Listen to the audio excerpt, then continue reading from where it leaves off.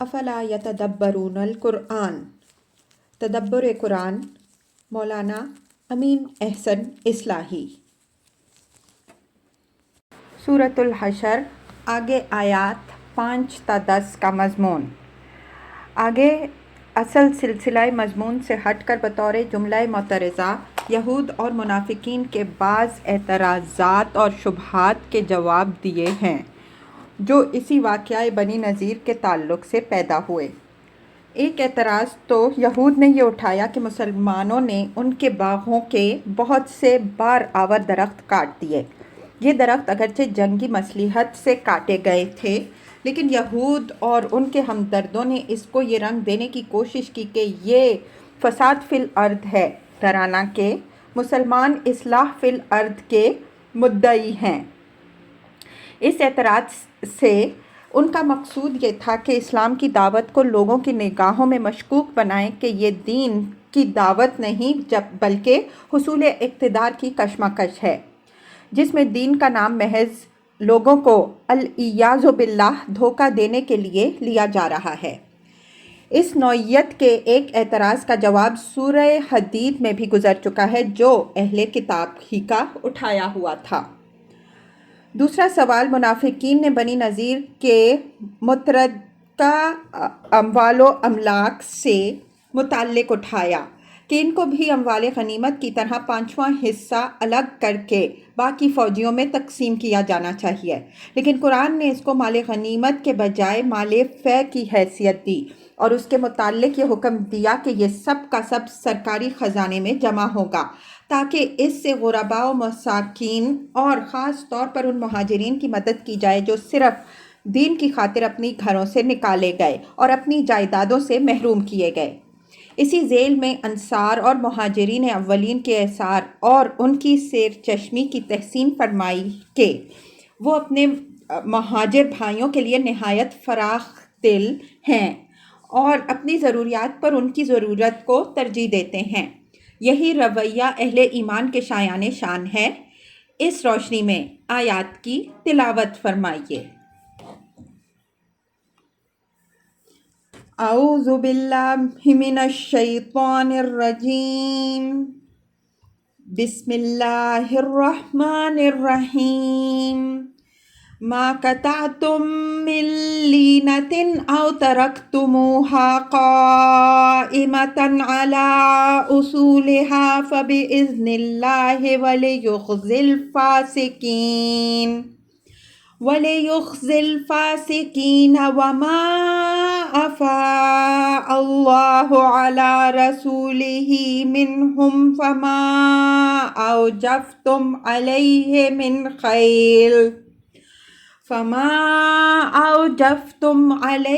من خيل ولا ركاب ولكن الله يسلط رسله على من يشاء واللہ علی کل شیء قدیر۔ ما افاء اللہ علی رسولہ من اہل القری فللہ وللرسول ولذی القربى والیتامی والمساکین وابن السبیل کئی لا یکون دولة بین الاغنیاء منکم وما آتاکم الرسول فخذوہ وما نہاکم عنہ فانتہوا واتقوا اللہ ان اللہ شدید العقاب۔ للفقراء المہاجرین الذین اخرجوا من دیارہم واموالہم یبتغون فضلا من اللہ ورضوانا وینصرون اللہ ورسولہ اولئک ہم الصادقون۔ والذین تبوأوا الدار والایمان من قبلهم یحبون من ہاجر الیہم ولا یجدون فی صدورہم حاجہ ولا يجدون في صدورهم حاجة مما أوتوا ويؤثرون على أنفسهم ولو كان بهم خصاصة ومن يوق شح نفسه فأولئك هم المفلحون والذين جاءوا من بعدهم يقولون ربنا اغفر لنا ولإخواننا الذين سبقونا بالإيمان ولا تجعل في قلوبنا غلا للذين آمنوا ربنا إنك رؤوف رحيم۔ ترجمہ: کھجوروں کے جو درخت تم نے کاٹ ڈالے یا جو سلامت چھوڑ دیے، یہ تو اللہ کے حکم سے ہوا اور تاکہ وہ نافرمانوں کو رسوا کرے، اور اللہ نے ان کی طرف سے جو کچھ اپنے رسول کی طرف لوٹایا تو تم نے اس پر نہ اپنے گھوڑے دوڑائے نہ اونٹ، بلکہ اللہ ہے جو اپنے رسولوں کو مسلط کر دیتا ہے جن پر چاہتا ہے، اور اللہ ہر چیز پر قادر ہے۔ جو کچھ اللہ بستیوں والوں کی طرف سے اپنے رسول کی طرف لوٹائے تو وہ اللہ اور اس کے رسول اور قرابت مندوں اور یتیموں اور مسکینوں اور مسافروں کے لیے ہے، تاکہ اس کی گردش تمہارے مالداروں ہی کے اندر محدود ہو کر نہ رہ جائے، اور رسول جو تمہیں دے اس کو لو، اور جس سے روکے اس سے رک جاؤ، اور اللہ سے ڈرتے رہو، بے شک اللہ سخت پاداش والا ہے۔ یہ خاص طور پر ان محتاج مہاجرین کے لیے ہے جو اپنے گھروں اور اپنی املاک سے نکالے گئے ہیں، اللہ کے فضل اور اس کی خوشنودی کی طلب اور اللہ اور اس کے رسول کی مدد کرتے ہوئے۔ یہی لوگ اصل راست باز ہیں۔ اور جو لوگ پہلے سے ٹھکانے بنائے ہوئے اور ایمان استوار کیے ہوئے ہیں وہ دوست رکھتے ہیں ان لوگوں کو جو ہجرت کر کے ان کی طرف آ رہے ہیں، اور جو کچھ ان کو دیا جا رہا ہے اس سے وہ اپنے دلوں میں کوئی خلش نہیں محسوس کر رہے ہیں، اور وہ ان کو اپنے اوپر ترجیح دے رہے ہیں اگرچہ انہیں خود احتیاج ہو، اور جو خود غرضی سے محفوظ رکھے گئے تو در حقیقت وہی لوگ فلاح پانے والے ہیں۔ اور جو ان کے بعد آئے وہ دعا کرتے ہیں کہ اے ہمارے رب، ہم کو بھی بخش اور ہمارے ان بھائیوں کو بھی بخش جنہوں نے ایمان لانے میں ہم پر سبقت کی، اور ہمارے دلوں میں اہل ایمان کے لیے کینہ نہ پیدا ہونے دیا۔ اے ہمارے رب، بے شک تو نہایت شفیق و مہربان ہے۔ الفاظ کی تحقیق اور آیات کی وضاحت۔ ما قطعتم من لینة او ترکتموها قائمة على اصولها فبإذن الله وليخزي الفاسقین۔ لینا کھجور کے مثمر درخت کو کہتے ہیں۔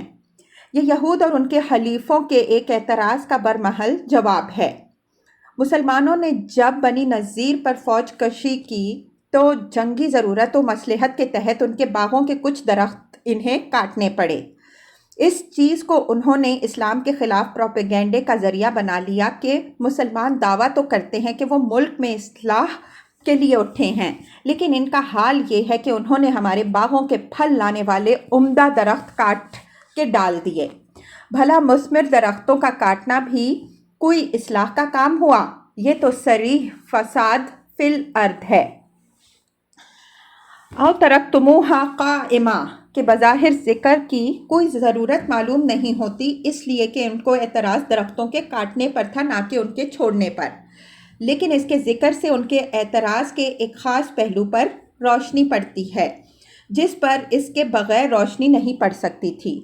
وہ یہ کہ انہوں نے یہ اعتراض اٹھایا ہوگا تو اس کو مؤثر بنانے کے لیے یہ بھی کہا ہوگا کہ مسلمانوں کو صرف وقتی ضرورت کے لیے لکڑی مطلوب تھی تو وہ فلاں اور فلاں درخت کاٹ سکتے تھے جن کے کاٹنے سے کچھ زیادہ نقصان نہ ہوتا، لیکن وہ درخت تو انہوں نے کھڑے چھوڑ دیے، اور یہ اچھے بھلے مثمر درخت انہوں نے کاٹ کے ڈھیر کر دیے، جس سے معلوم ہوتا ہے کہ یہ اقدام کسی واقعی ناگزیر ضرورت کے لیے نہیں بلکہ محض انتقام کے جذبے کے تحت معاشی تباہی پھیلانے کے لیے کیا گیا ہے، جو اصلاح نہیں بلکہ صریح فساد ہے۔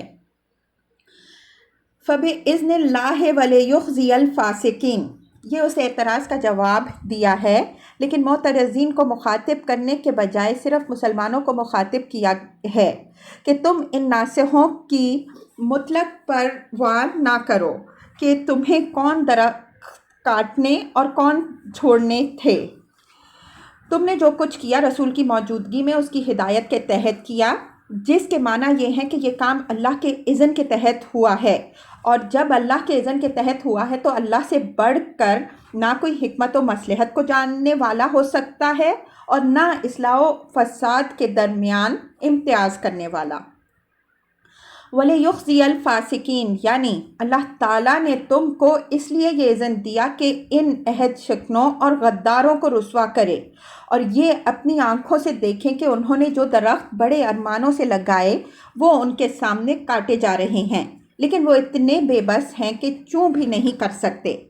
لفظ فاسق یہاں غدار اور عہد شکن کے مفہوم میں ہے، اور اس مفہوم میں یہ لفظ قرآن میں جگہ جگہ استعمال ہوا ہے۔ یہاں معترضوں اور نکتہ چینوں کو خطاب نہ کرنے کی وجہ یہ ہے کہ یہ اعتراض ایک بالکل نامعقول اعتراض تھا جو انہوں نے محض اپنے دل کا بخار نکالنے کے لیے اٹھایا۔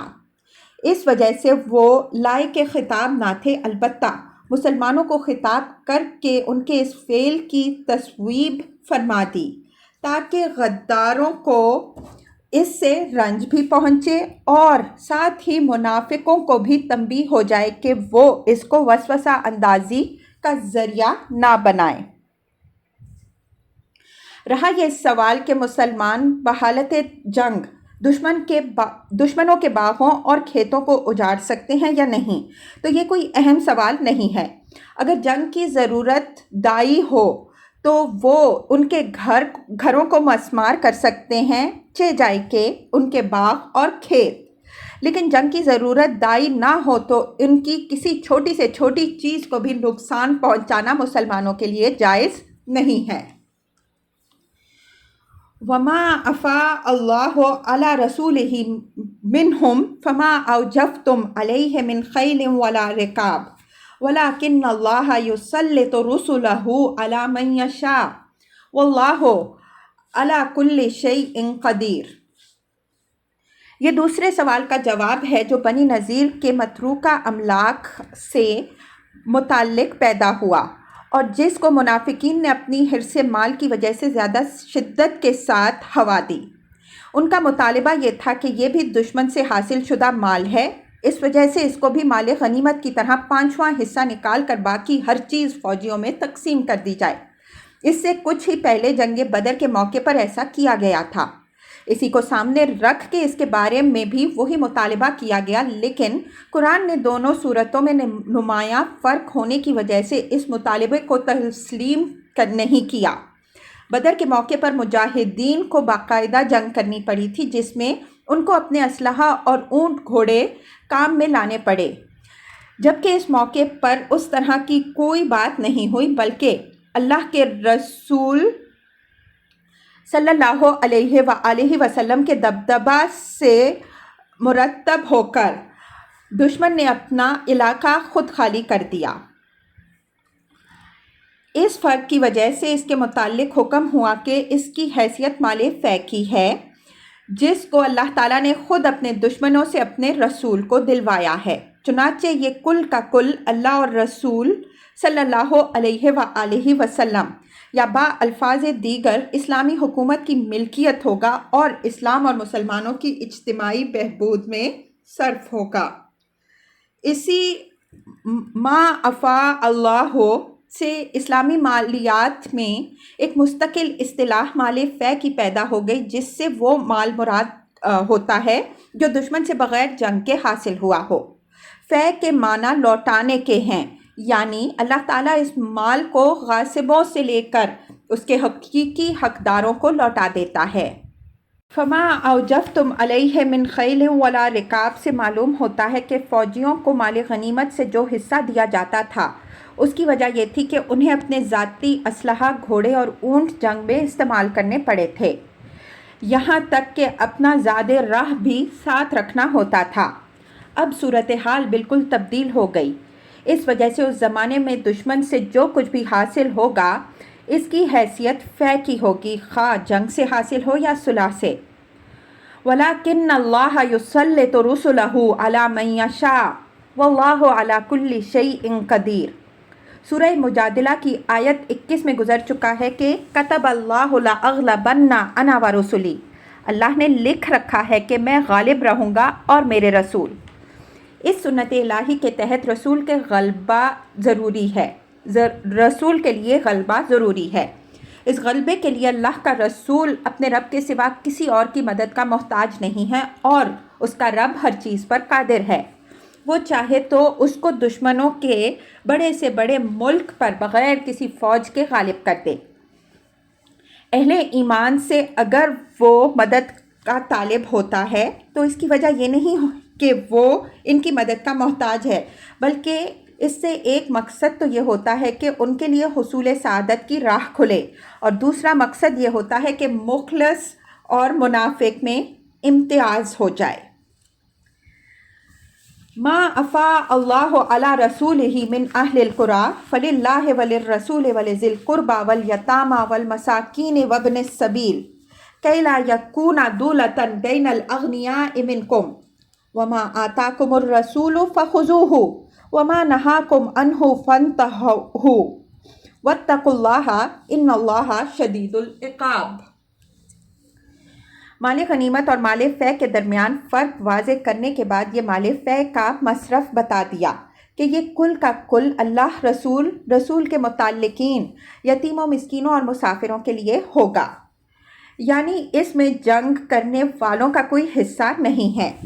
یہاں جو مصارف بیان ہوئے ہیں وہ سب سورہ انفال میں اموال غنیمت کے سلسلے میں زیر بحث آ چکے ہیں۔ اس وجہ سے یہاں ہم صرف خاص باتوں ہی کی طرف توجہ دلائیں گے۔ تفصیل کے طالب تفسیر سورہ انفال کی مراجعت کریں۔ للہ وللرسول میں جہاں تک اللہ تعالیٰ کا تعلق ہے وہ کسی مال و متاع کا محتاج نہیں، اس کے نام کا حصہ در حقیقت اس کے بندوں ہی کی طرف لوٹتا ہے، اور اسلامی حکومت امین کی حیثیت سے اس کو مستحقین اور مسلمانوں کی اجتماعی بہبود کے کاموں میں صرف کرتی ہے۔ اسی طرح رسول اللہ صلی اللہ علیہ وآلہ وسلم کا حصہ اس میں بحیثیت رسول کے نہیں بلکہ بحیثیت اسلامی حکومت کے سربراہ کے ہے۔ رسول کی حیثیت سے آپ کی کفالت کی ذمہ داری اللہ تعالیٰ نے خود اپنے اوپر لی تھی، جس کی تصریح خود قرآن میں ہے۔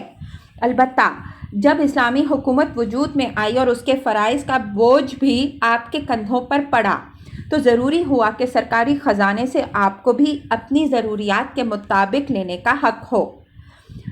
آپ صلی اللہ علیہ وآلہ وسلم کا یہ حق چونکہ بحیثیت سربراہ حکومت کے تھا، اس وجہ سے آپ صلی اللہ علیہ وآلہ وسلم کی وفات کے بعد یہ آپ صلی اللہ علیہ وآلہ وسلم کے خلیفہ کی طرف لوٹ گیا۔ اس کی نوعیت کسی ذاتی ملکیت کی نہیں تھی کہ آپ صلی اللہ علیہ وآلہ وسلم کے بعد اس کی وراثت کا سوال پیدا ہو۔ حضرات انبیاء علیہم السلام دین کی وراثت چھوڑتے ہیں، اموال و املاک کی وراثت نہیں چھوڑتے۔ وَلِذِی الْقُرْبَى سے رسول اللہ صلی اللہ علیہ وآلہ وسلم کے وہ اقربا مراد ہیں جن کی کفالت کی آپ صلی اللہ علیہ وآلہ وسلم پر ذمہ داری تھی۔ یہ چیز در حقیقت آپ صلی اللہ علیہ وآلہ وسلم کی ذاتی ضرورت ہی کا ایک حصہ تھی۔ اس کی نوعیت بھی کسی ذاتی جائیداد کی نہیں تھی کہ آپ صلی اللہ علیہ وآلہ وسلم کے بعد یہ وراثت کی حیثیت سے آپ صلی اللہ علیہ وآلہ وسلم کے خاندان کی طرف لوٹے۔ جس طرح اسلام پر کسی خاص خاندان کا اجارہ نہیں ہے، اسی طرح اسلام کی حکومت یا اس کے بیت المال کے کسی حصے پر بھی کبھی کسی خاندان کا اجارہ نہ ہو سکتا۔ اس قسم کے خیالات یہودیوں کے زیر اثر مفسدین کے ایک گروہ نے مسلمانوں کے اندر پھیلائے، لیکن ان کی کوئی بنیاد نہیں ہے۔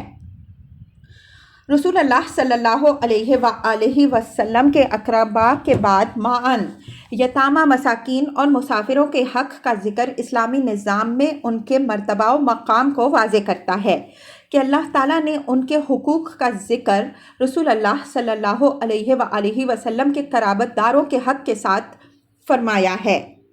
اسلامی حکومت کی اولین ذمہ داری ان لوگوں کی کفالت و سرپرستی ہے جو معاشرے کے اندر بے وسیلہ ہیں۔ اس کے دوسرے فرائض کا درجہ اس کے بعد آتا ہے۔